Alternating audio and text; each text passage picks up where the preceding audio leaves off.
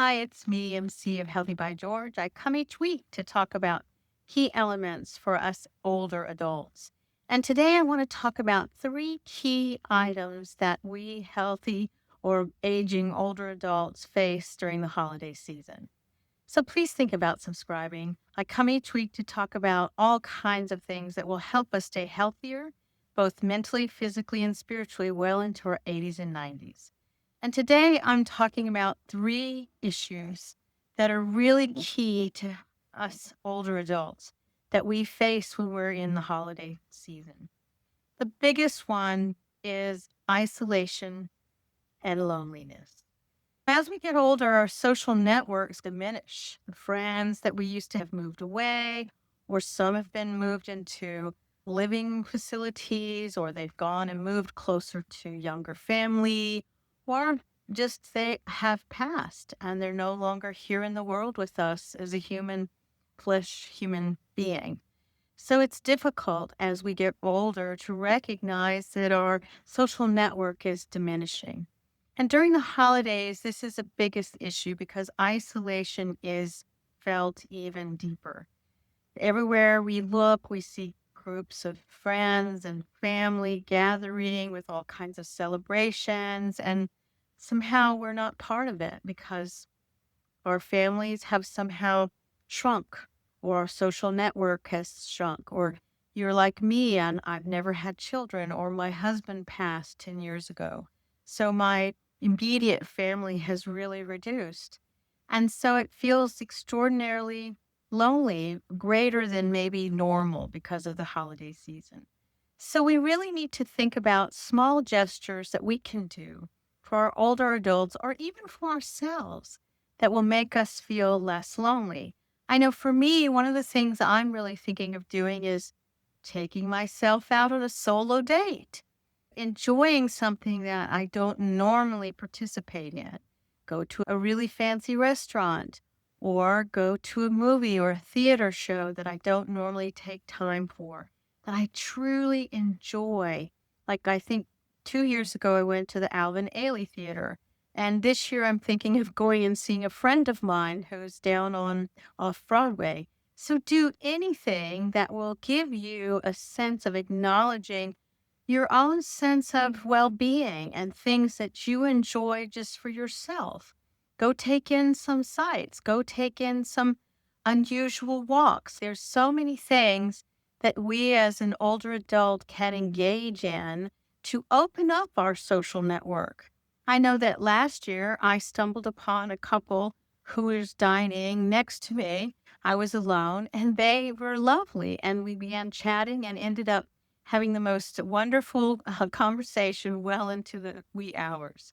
So you just never know. But if you do know of other people who are older, who are less connected, or you are thinking of people, reach out. Do things for an aunt or an uncle or a sibling or someone who lives further away than you would normally. Pick up the phone, call them.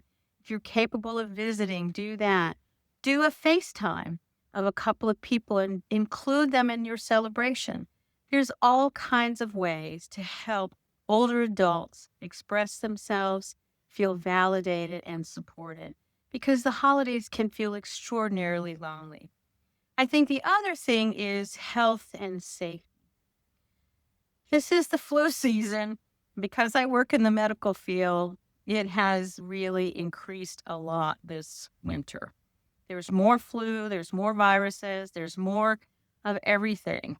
And our health is a big deal as we get older because our immune systems are not as vigorous as they were when we were younger. So we're more at risk.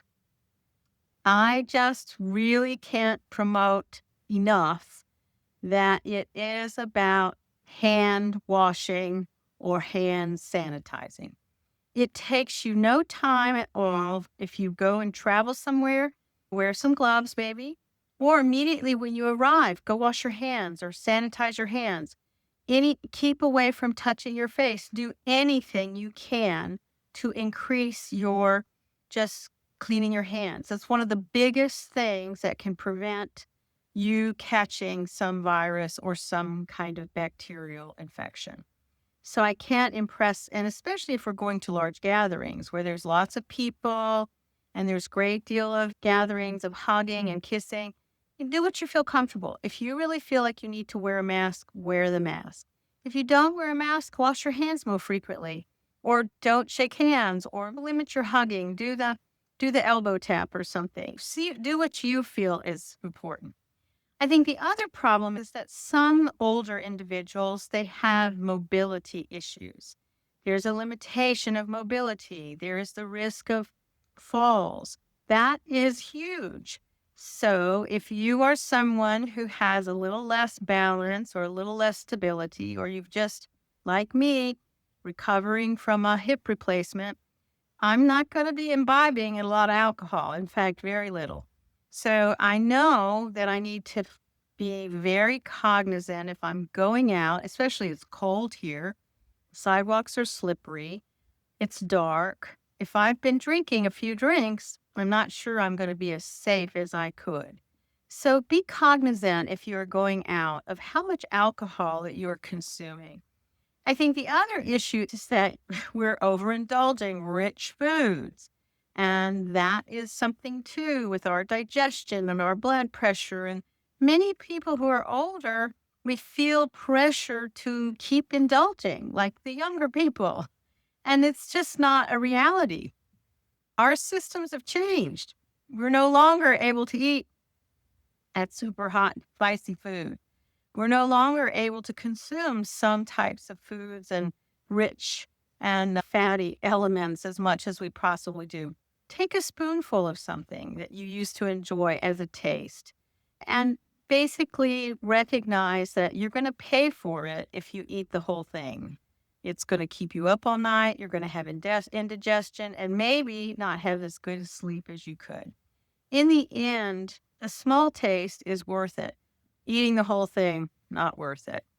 And we should support ourselves and not feel like we have to join in with the bigger group of keeping up with whatever they're drinking and whatever they're eating.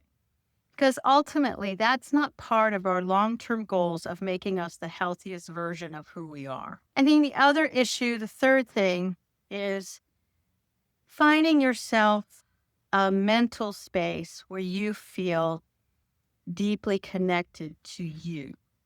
I cannot impress enough upon you how much we don't give ourselves that me time during the holiday season. Yes, we may feel lonelier. Yes, we feel like we can't be part of the group and the food and the drinking. Yes, we have to be more cautious about our balance or our movements if it's slippery outside or cold or dark or wet and we don't feel as confident moving. But the truth is, embracing who we are right now is powerful. And being connected to who we are is a part of being mindful and intentional. And as long as we stay connected to the deepest part of ourselves by giving ourselves a small moment of breathing in the morning, a small moment of meditating, a small moment of being conscious of our 3D personality of who we are, feeling the edges of our body, feeling the feet on the floor, feeling our butt on the chair, recognizing the uniqueness of who we are, each one of us, that none of us are alike at all. We are all individually, singularly, in so unique, so unique. There's no one like you. So we need to really embrace our uniqueness and support our well-being and to keep ourself open to connections that are unexpected, maybe. Yes, the connections we used to have, maybe they may not exist, so we feel a little lonelier. We feel a little more isolated. Don't give in to the pity party. Choose something else. Take yourself out for a walk. Go sit in a coffee place or a diner. Go do something where you can open up yourself to meet a new person. Go to a new theater, a new exercise place. Do anything that allows you to engage. Ultimately, you are only as lonely as you choose to be. Yes, it can feel very hard at times, especially if you are dealing with physical issues as well. Like you can't walk as far as you used to, or you can't walk as well as you used to. Hey, how about asking for help? Like maybe some visitors. I know there are lots of volunteer organizations that are happy to come over and be a visitor for older individuals. We have to find ways to be joyful in whatever stage of life we find ourselves, to find those extra moments where we are giving to ourselves fully so that when we're out and about, we bring a presence that is bright and beaming and glowing of the uniqueness that we are. So be well, my friends. Let's look forward to this beautiful holiday season and bring forth everything that we know is ours to be. And we know that we want to be a healthy, physically, emotionally, spiritually, well into our 80s and 90s. So I'll see you next time. It's me, MC of Healthy by George. Bye bye. So, thank you so much for joining me at Healthy by George. I hope you found the information inspiring and that it encourages you on your wellness journey. Because remember, your body, your well being are a most precious gift, and every tiny action taken daily can make a huge difference. I hope the information here is educational purposes and is not meant to replace your medical care. See your doctor and talk about what works for you. If you enjoyed today's content, don't forget to give it a thumbs up and subscribe to my channel. Your support means the world to me, and it helps me continuing creating content that inspires and empowers you to live your best life. Goodbye for now, and join me again at the next Healthy by George.